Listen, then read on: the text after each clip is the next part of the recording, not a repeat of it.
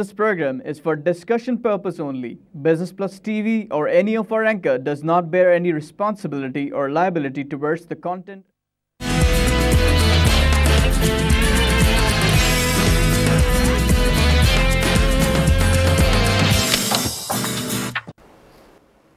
नाजरीन, welcome to business today. मैं हूं अली नासिर और जनाब वाला हम प्रोग्राम के अंदर गुफ्तगू करते हैं बिज़नेस, फाइनेंस, इकोनॉमिक्स और जनाब माशी हालात जो बदलते हैं दुनिया के अंदर उन पर बात करते हैं। बैनुल-अक़वामी मंडियों पर भी एक नज़र डालते हैं और डेली टाइम्स की अहम शाह सुर्खियों पर भी कुछ तबसरा भी कर लेते हैं, कुछ डिस्कशन भी कर लेते हैं, कुछ बात भी कर लेते हैं। मेरे साथ मेज़बानी के अंदर मुआवनत करते हैं जनाब जुनैद गुल साहब। उनको वेलकम करते हैं शो में। Welcome to the show Junaid Gul साहब। अस्सलाम वालेकुम, गुड मॉर्निंग नाज़रीन। नाजरीन, अब बाकायदा तौर पर आपको मेरी जानिब से भी आदाब अर्ज़ है और गुफ्तगू का आगाज़ से करते हैं। थोड़ा आपकी इजाज़त सर, PSX को मैं कहता हूँ थोड़ा पहले निपटा लें। हाँ प्लीज़, क्योंकि फिर वो गुफ्तगू के दौरान फिर बात जो है दरमियान में रह जाती है हमारी। कल फिर 187.26 पॉइंट्स की कमी हमने देखी। -187.26, मार्केट 31,282.44 पॉइंट्स के ऊपर खड़ी हुई है। ये है जनाबे वाला हालात। बहुत सारे लोग कह रहे हैं साहब आपको कैसे पता लग गया? मार्केट के अंदर तो ये अफवाह थी कि मार्केट और ऊपर जाएगी और ऊपर जाएगी और ऊपर चली जाएगी। लेकिन मैंने ये कहा कि असल में बात ये बेयकीनी की सूरत हाल बैनुल-अक़वामी हालात की वजह से पैदा हो रही। और कभी कभार क्या होता है कि we don't need to be so sensitive about daily movements in oil prices in order to जज कि हमारी मार्केट कहाँ पर जाएगी। मेरे ख्याल थोड़ा तहम्मुल का इजहार किया जाए। बैनुल-अक़वामी मंडियाँ भी बेचारी शशमंज या कन्फ्यूजन का शिकार हैं, क्योंकि एक दिन तेल ऊपर जाता है, दूसरी दिन करवट लेता है, नीचे आ जाता है।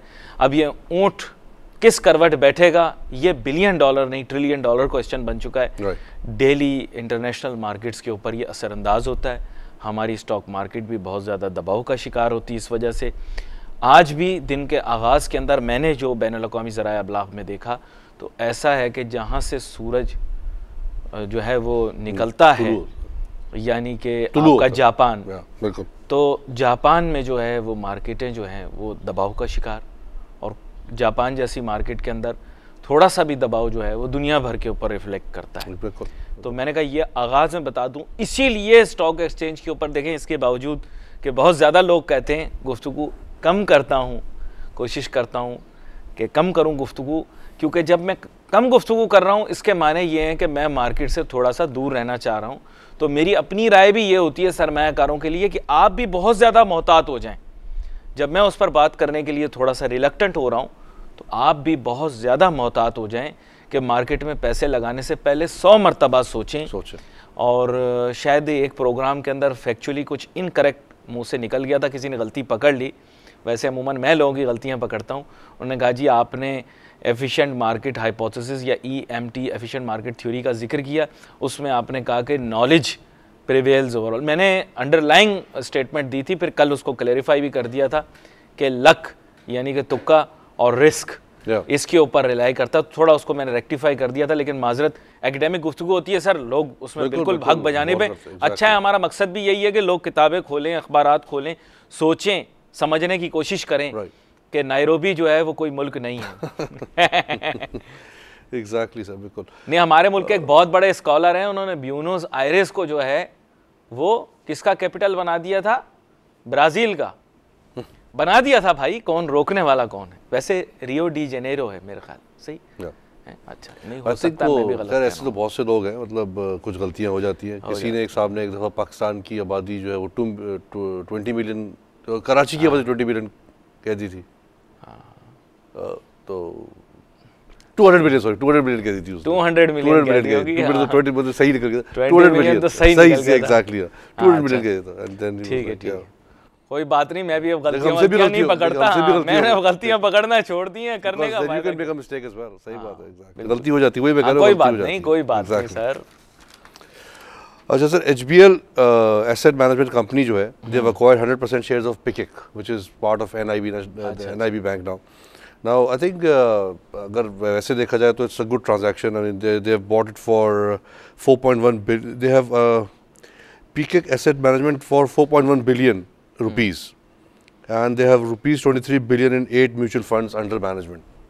I think mutual funds जो है आई थिंक जो हम स्टॉक मार्केट की बात कर रहे थे तो this is one mutual funds Pakistan में I think is not something which is very prevalent right now. I think एक बड़ी अच्छी एक इन्वेस्टमेंट अपॉर्चुनिटी है जिसका इतना अवेयरनेस या तो मुझे नहीं पता नहीं है या क्या वजह है कि म्यूचुअल फंड्स का अगर देखा जाए तो if you look at the GDP to इसका जो एसेट का जो रेशो है it's around 1.5% of GDP of Pakistan which is around 4.5 billion US$ की जो है हमारे म्यूचुअल फंड है पाकिस्तान में, जबकि नेशनल इन्वेस्टमेंट ट्रस्ट जो है that was started in 1966 and 1972 में इन्वेस्टमेंट कॉर्पोरेशन ऑफ पाकिस्तान भी आ गया था। जी। बट म्यूचुअल फंड समहाउ जो है they are very important factor to grow any economy, और जैसे जैसे इकोनॉमी बढ़ती जाती है वैसे वैसे जो है म्यूचुअल फंड्स भी ग्रो करते हैं। बट पाकिस्तान में जो है म्यूचुअल फंड्स की ग्रोथ इतनी हमें नज़र नहीं आई है। There are right now around 26 companies, asset management companies with around 516 mutual funds. But मैं अगर किसी से वैसे जनरली बात की जाए तो इतना रुझान है नहीं। लोग स्टॉक्स पे तो बहुत करते, but I think mutual fund is more safe if I look at it because it gives you more diversity, liquidity ज़्यादा अच्छी होती है इसमें, and then you get professional management as well, you don't have to do it yourself. आपने तारीख के सफ़े खोल दिए। बात कुछ इस तरह से है, मुख्तसरन सा इसके अंदर लुकमा आपको दे देता हूँ। बड़ी आपने अहम गुफ्तगू की है। बात यह है कि आपने बात की कि 1960s के अंदर, मैं आपको बताऊं एक वक्त ऐसा था 1960 की दिहाई के अंदर कि वेस्ट को ऐसा महसूस होता था जैसे हम एक चमकता तारा बनेंगे एशिया का, क्योंकि उस वक्त whether it be development, whether it be industrialisation, Pakistan was becoming a regional leader in everything along with aviation as well. बस वही आपकी बात दुरुस्त है कि लीडरशिप कुछ बहुत खराब मिली, जिसकी वजह से मुल्क जो है पूरा का पूरा जो है एक डाउनवर्ड चला। My point is that stock market जो है फिर भी हालांकि अभी भी बहुत स्मॉल परसेंटेज लोगों की है जो कि स्टॉक मार्केट में ज़्यादा प्ले अप करती है, but mutual fund is something which never really got any traction in Pakistan, which is very surprising for me because if you look at it, ये बड़ा एक अच्छा safe investment और बड़ा diversify, आपको मतलब you don't have to look at and pick and choose for diversification. अच्छा, I won't talk about, you automatically get diversification with this. I won't talk about anyone in particular, but I'd say that mutual funds in general have been unable to market themselves properly. अच्छा, right. Okay. And by the time कि वो market तक पहुँचते हैं, वो stock market की lustre को दिखाकर पहुँचते हैं, फिर हर चमकती बत्ती के पीछे लग जाते हैं। जब मनी मार्केट लुक्रेटिव हो जाती है तो उस बत्ती के पीछे भागना शुरू कर देते हैं। फॉल्सिफाइड इन्फॉर्मेशन तो मैं नहीं कहूँगा, लेकिन इस तरह की इन्फॉर्मेशन को जो है रोज़ी पिक्चर ड्रॉ करने की कोशिश करते हैं। 10 ईयर्स के वो टाइम स्पेक्ट्रम्स बना के देते हैं जो कि उनको सूट करते हैं, कि उसकी वजह से फिर बहुत सारे प्रॉब्लम्स क्रिएट हो जाते हैं। देखिए, बेस्ट चीज़ ये होती है कोई भी इन्वेस्टमेंट अपॉर्चुनिटी जहाँ पर रिस्क डाइवर्सिफिकेशन अवेलेबल हो, वो रिटर्न से अपने आप को इतना ज़्यादा जस्टिफाई करे कि लोग उसकी तरफ भागें। पर इसका रिटर्न अभी भी एक नॉर्मल बैंक जो रिटर्न देता है उससे ज़्यादा ही आई थिंक पाकिस्तान में भी है। लेकिन आप कैपिटल मार्केट का जिक्र करते नहीं, मैं लोगों को हमेशा कहता हूँ, इस वक्त तो मैं लोगों को कहता हूं कि जनरली कैपिटल मार्केट से दूर हो। गलत बात मैं क्यों करूं? अभी आज की तारीख में अगर कोई मुझसे पूछे तो मैं उसे शॉर्ट टर्म या मीडियम टर्म के अंदर रेकमेंड नहीं करता कि वो स्टॉक मार्केट की तरफ आए। Mutual fund, it's not only investment in capital market, it could be private equity और debt market as well, which is like, तो वो प्रोग्राम बड़ा उल्टा हो गया। One portion of it is may be capital market as well. अब America में क्या है कि म्यूचुअल फंड के भी अपने सर रिस्क वो होते हैं ना, कि किसकी कितनी रिस्क टेकिंग प्रोपेंसिटी है या कितनी कैपेसिटी है रिस्क लेने की। अमेरिका में बहुत सारे ऐसे म्यूचुअल फंड्स हैं जो आपके यहाँ आपके मुल्क के रिटर्न से ज़्यादा रिटर्न देते, लेकिन ऑब्वियसली फिर उनका रिस्क प्रोफाइल भी ज़्यादा होता है। हाँ, तो बेसिकली बात ये कि हमारे यहाँ म्यूचुअल फंड्स को हम डाइवर्सिफिकेशन ऑफ रिस्क के तौर पर हम लेते, वो पूल ऑफ फंड्स के तौर पर भी इसे लिया जाता है, जिसका मतलब ये the more the money the better you can negotiate the rates, let's put it that way. तो म्यूचुअल फंड्स के दो एंगल्स हैं मेरे ख्याल से, हम सिर्फ रिस्क डाइवर्सिफिकेशन को देख रहे हैं। दूसरा ये है कि once you have a pool of funds then you have a better opportunity not only to diversify risk but also to negotiate prices. तो नॉट जहाँ आप मार्केट जैसी जगह के अंदर प्राइसेस तो सप्लाई एंड डिमांड चूज करती है, लेकिन then you have the ability of getting a better deal. चाहे आप किसी भी मार्केट में चले जाएं, पैसा अगर आपके पास नोटू ज़्यादा होगा तो you can always get exactly, that's how it works. तो इंटरनेशनली देखा जाए तो एप्पल जो है, एप्पल पे which is the payment option on the Apple phones, जो कि काफ़ी यूएस वगैरह में तो यूज़ हो रहा है, but they are trying to enter into the China market as well. But Chinese जो वहाँ की जो थिंक टैंक्स हैं इस इंडस्ट्री की, वो ये कहते हैं कि China is already fully saturated with two internet giants which are already providing a very good service in terms of mobile payments. And it's not only mobile payment options, they're doing online shopping, they're doing wealth management, they can even buy wealth management funds as well. On the mobile phones, they can do online shopping को मैंने बताया, और उसके अलावा उसमें they can do a lot of they can give gifts to the friends as well. अब Apple Pay जो है वो ये the challenge that they have is that they have to give more than better service to crack that that market, because that market is very satisfied. और generally China में जब कोई consumer shift करता है, switch करता है किसी service से, वही कहते हैं कि वो switch करता है only on the basis of very good service which they are getting from a better service from what they're getting from their current providers. So I think that is going to be one challenge for Apple Pay, कि वो किस तरह से market को penetrate करते हैं, and I think that's going to be a good challenge to good competition to the existing local giants as well in China. I hope so. अच्छा, China की बिजनेस एनवायरनमेंट ना, मैं आपको सच बताऊं, मुझे इतनी क्लैरिटी से पता नहीं है, लेकिन I wish I was in China because I really want to work in that dynamic environment. मुझे ये नहीं पता कि how they are as employees, as employers और एज कॉलीग्स।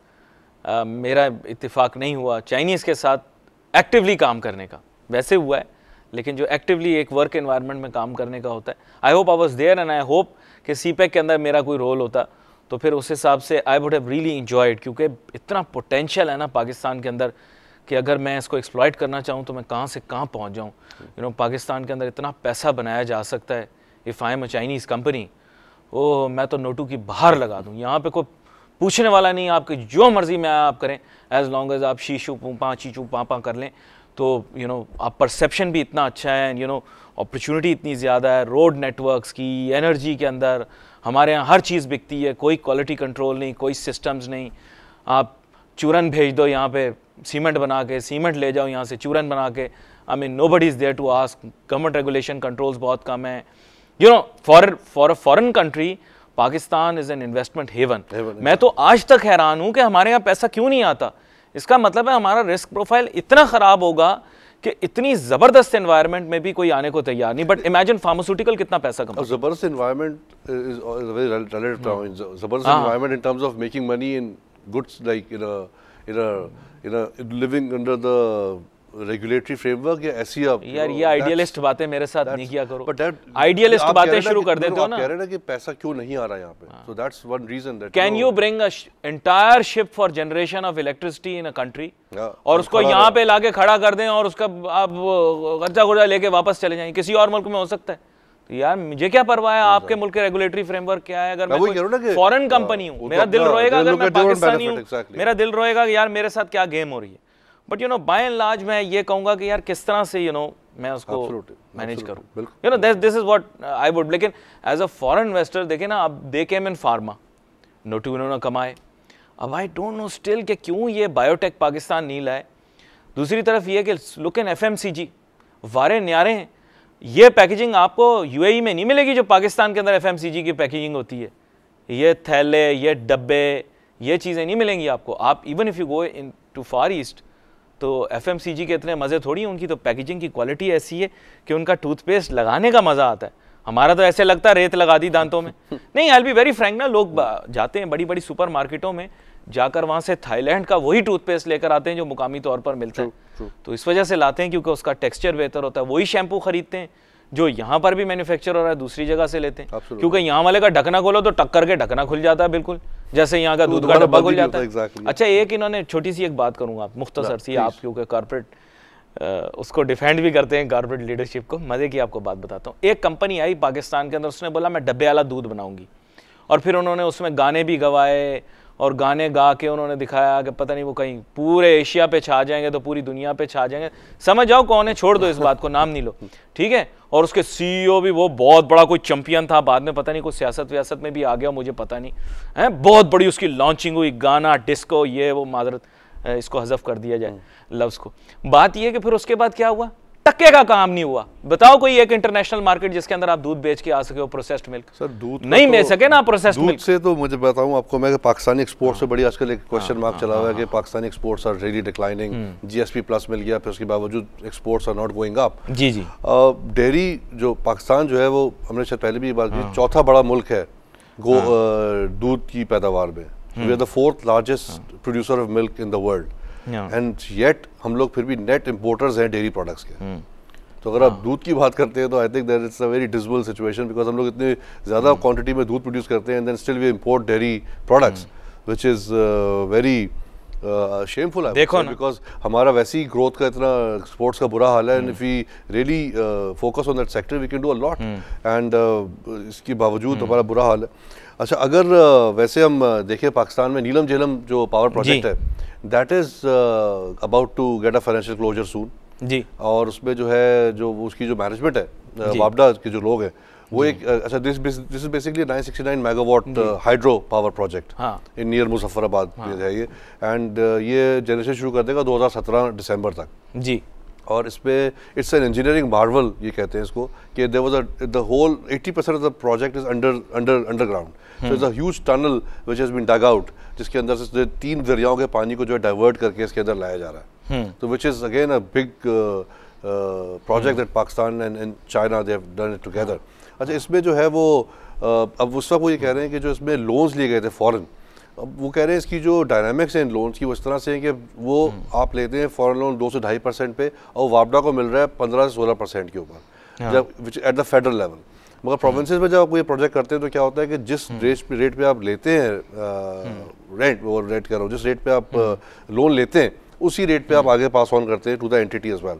तो वापडा बेसिकली इसमें ये कह रहे हैं कि यार कि to avoid any financial issues later on we should get the loans at the same price at which they have been they have been taken from the foreign lenders, which is a very important because otherwise इसकी financial जो है पूरा वो उल्टा सीधा हो जाएगा and then you know the power generation cost will go high as well. तो it's a very apt thing that they're saying. Plus what they're also doing is they're creating a sovereign fund जी for the IPPs जी। Break का time हो गया तो एक छोटी सी break का टाइम है, वापस आते हैं अपनी गुफ्तगू को जारी रखते हैं। नाज़रीन, let's take a short break.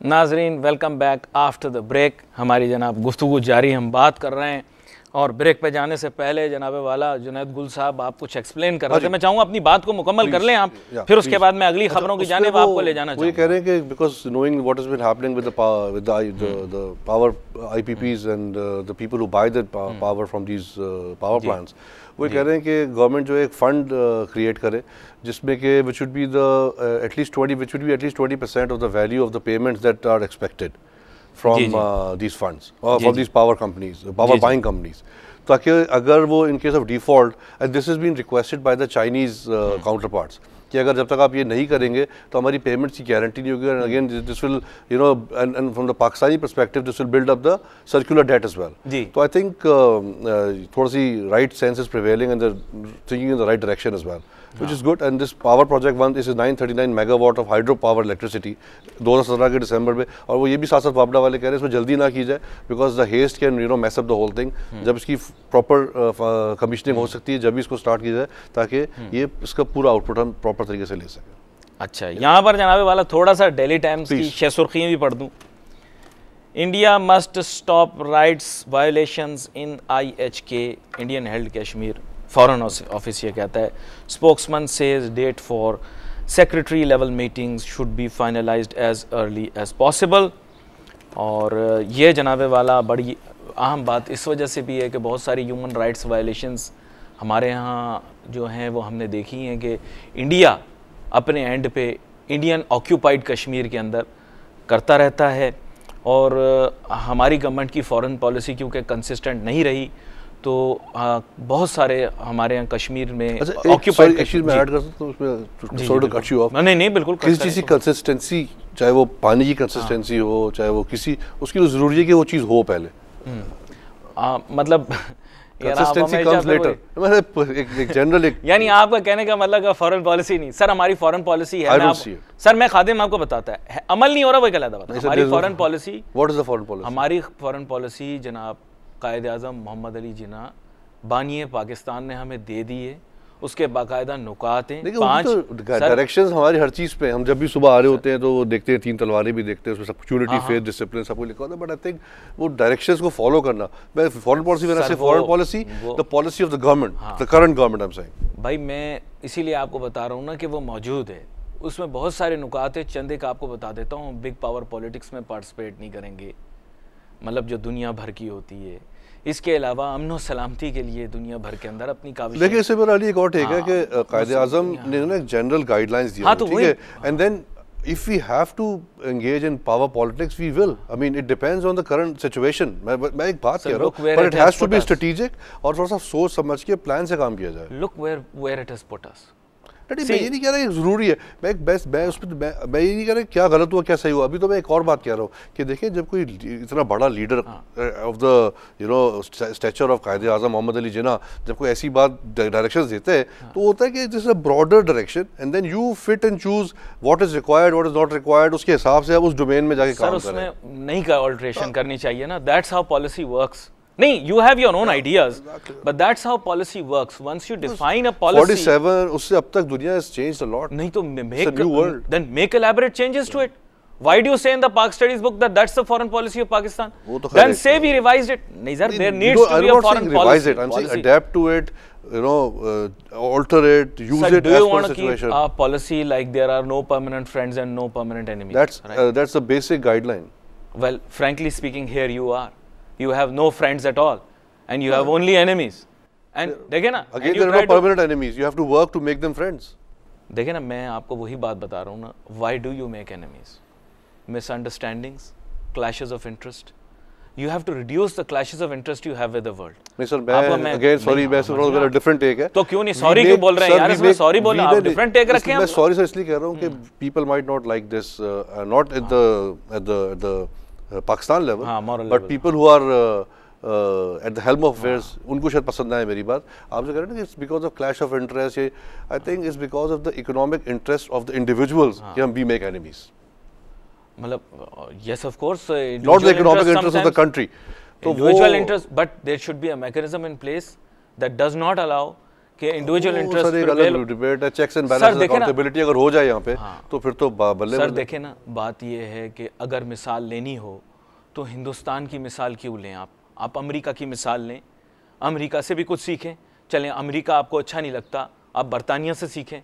बरतानिया आपको अच्छा नहीं लगता, आप फ्रांस से सीखें. सीखना तो आपको जमहूरियत से ही पड़ेगा. इसका मतलब मशरिक़ वस्ता के ममालिक से तो आप फॉरेन पॉलिसी के मुतालिक नहीं सीख पाएंगे ना, क्योंकि वहाँ पर बादशाहते हैं. मैं वैसे आपको मिसाल, आप डेमोक्रेसी से ही सीख सकते हैं कि फॉरेन पॉलिसी कैसी डिवाइस की जाएगी. अब इट इज़ अनफॉर्चुनेट कि with in the Islamic world Pakistan might be the best democracy और मे बी द सेकंड और थर्ड बेस्ट. मैं एक वैसे बात बता रहा हूँ, और मुल्क मालिक में है कैसी, जैसी भी उल्टी सीधी शक्ल के अंदर है इस्लामी दुनिया के अंदर, तो हमारे मुल्क के अंदर जनाब ज़्यादा जमहूरियत है.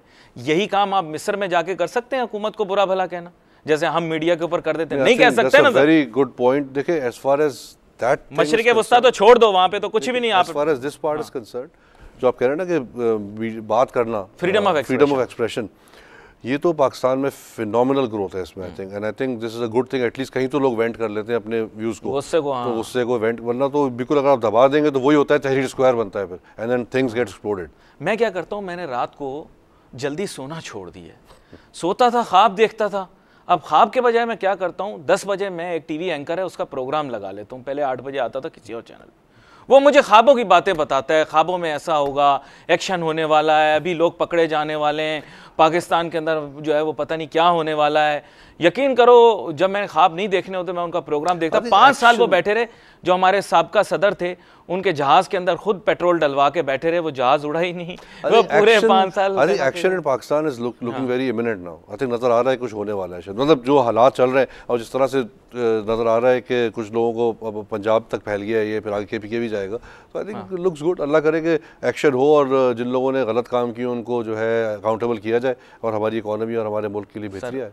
Sir in the mean time जो है ना, वो सोशल मीडिया के अंदर मुझे बतलाया जा रहा है कि सोशल मीडिया के अंदर ये बात सरगर्म है कि जनाब मार्केट को क्या हो गया, तो स्टॉक मार्केट का जल्दी बताएं, जल्दी बताएं, जल्दी बताएं। नई चीज आई है कोई? नहीं, नई चीज़ नहीं आई। लोग बोल रहे हैं फैक्टर्स सारे, भाई फैक्टर्स मुकामी तौर पर जो भी पॉजिटिव होंगे, इंटरनेशनल मार्केट उसके ऊपर असरअंदाज होगी, और बैनुल-अक़वामी सतह के ऊपर बदलते हालात, बदलते मामलात, ये सब चीज़ें उसके ऊपर असरअंदाज होंगी। और मैं आपको फ्रेंकली बात बता दूं कि पाकिस्तान की इकोनॉमिक आउटलुक, चाहे कोई बैनुल-अक़वामी इदारा कुछ भी कह ले, बहुत ज़्यादा ब्लीक है। मतलब if you want to talk, नहीं सर, इसमें तो if you want I can talk about, like 4 घंटे मुझसे बात करा ले, ये सिर्फ 4 घंटे भी नहीं, I can tell you in 4 minutes कि why it's bleak.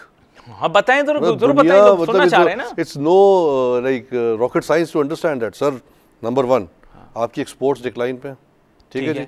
Your debt to GDP ratio is crossing 65%, जबकि आपने खुद उसको कहा था कि 60% पे रखेंगे उसको, आप 65 पे ऑलरेडी पहुंच गए।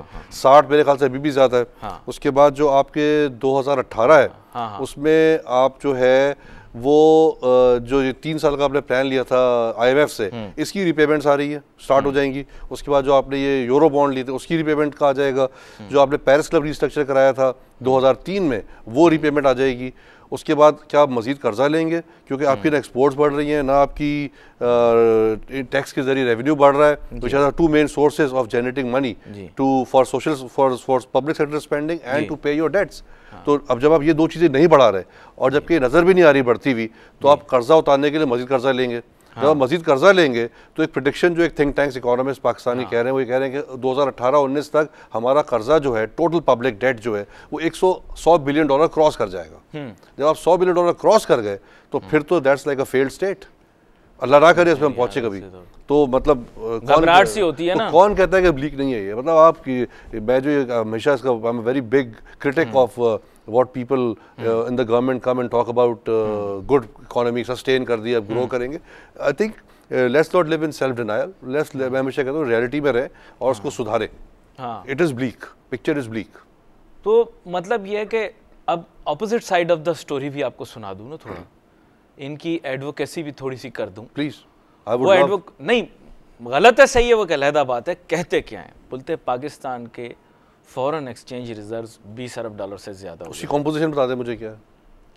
वो तो आपको पता ही है ना, मैं तो उनकी जस्टिफिकेशन आपको बता रहा हूं। उसके अलावा 20 बिलियन डॉलर, अभी आज भी खबर है इसी में सर, वो सॉरी मैं बता दूं ताकि there is one good news, नहीं वो 20 से क्रॉस कर गए जो हमारे रिजर्व्स हैं। अब उस पर 20 में जो है आपकी remittance is a major part. अगर गल्फ से रेमिटेंस आनी बंद खुदा ना करे हो जाती, फिर आप क्या करेंगे? उसके अलावा there is a 1.5 billion dollar which you got from Saudi Arabia, then there is a lot of other loans that you have taken, foreign loans, which makes the whole of this 20 billion US dollars. अगर कर्जे लेके इसको inflate करना है, अच्छा इतने लेने के बाद भी जो आपका डेफिसिट है ट्रेड का, that still stands eight 1.2 billion US dollars. तो फिर मतलब हाँ, ये पॉइंट मुझसे रह गया था। तो फिर how can you say that it's going good? नहीं, मैं I will never say that it's good. नहीं, मैं आपको नहीं कह रहा, मैं एक एडवोकेसी वाली बात। हाँ, मैं कह रहा हूँ कि अगर मैं उनकी एडवोकेसी कर रहा हूँ तो मैं भी ये बात कह देते हैं, और क्या बोलूँ, एडवोकेसी के लिए बड़ा मुश्किल हो जाएगा कुछ कहना। क्या बोलूँ, sorry it might sound a bit harsh again. जो करंट गवर्नमेंट है ना, इन्होंने बड़ा अच्छा काम किया, कुछ बड़े अच्छे लोगों को जो है इन्होंने अपने साथ ज्वाइन कर लिया।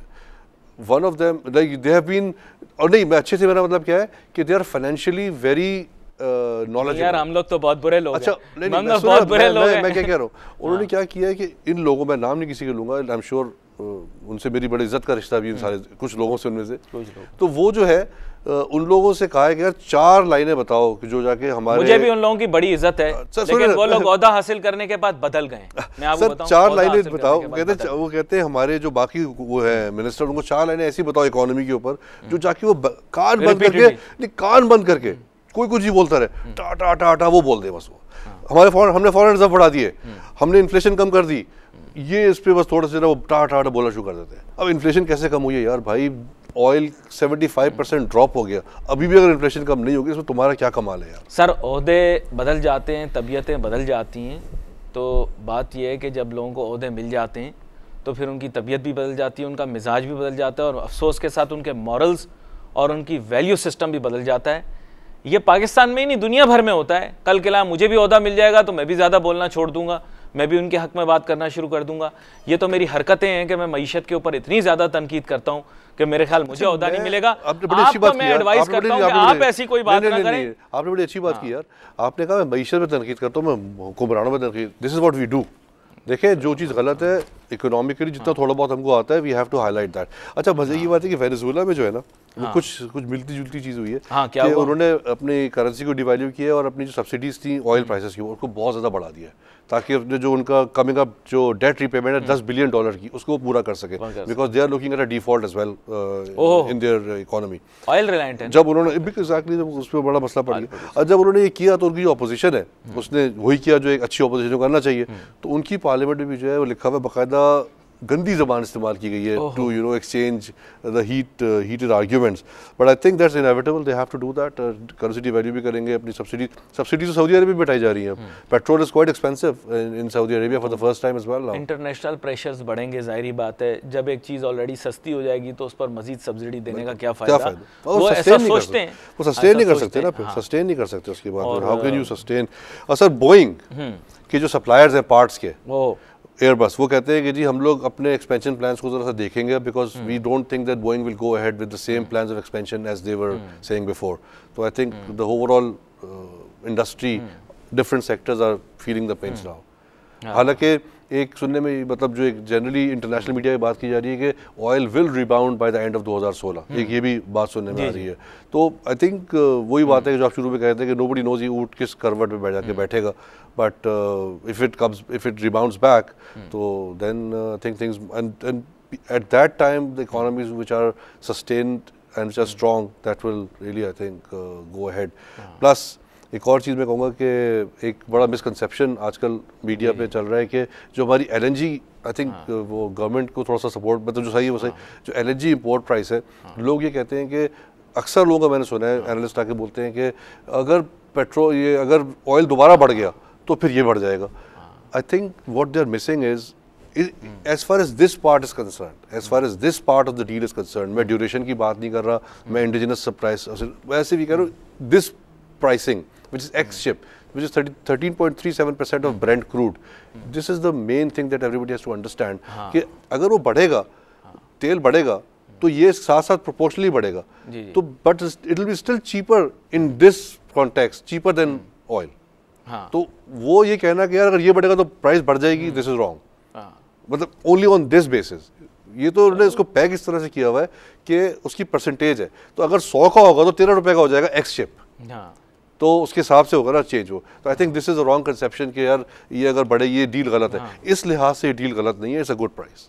अच्छा, only let me repeat sir please, only at ex ship pricing. जो आगे इसमें चीज़ें ऐड होनी है, line losses, regasification, margin of different companies, वो फिर जहाँ जाएगा वो अलग है, बट ये वाला पार्ट जो है ना, this is not a bad deal. The only problem with the deal is the duration of the contract which is funny. चलिए, I won't pass any remarks right now. Sir ये again remarks करूंगा, थोड़ा सा पढ़ लूं। नहीं sir ये remarks नहीं है, नहीं मैं अपने फैक्ट्स सर, फैक्ट्स नहीं, मैं आई won't pass any remarks on this. तो वैसे ये कि कल आप चाहते हैं माइंड 13.37 में भी कुछ अच्छा नहीं मैं उस कुछ अभी मैं इसी ने कह रहा हूं ना कि I don't want to pass any remarks, कल पढ़ के आना बीवा गया। चले मैं कोशिश करता हूं कुछ पढ़ लूं, ये क्लैरिफाई करना जरूरी है। नहीं जो सही है वो सही है, जो सही है वो सही है। हां, let's say it as it is. अगर कुछ पता है तो जाहिर बात है उसको लोगों को वाज़ेह करके बताना है। आपका 99% लोग ये मिसकंसेप्शन है कि प्राइस बढ़ जाएगी तो ये भी बढ़ेगा, जाहिर है बढ़ेगा, बट तेल भी तो बढ़ जाएगा फिर यार। ये बड़ी अहमियत वाली चीज़ है।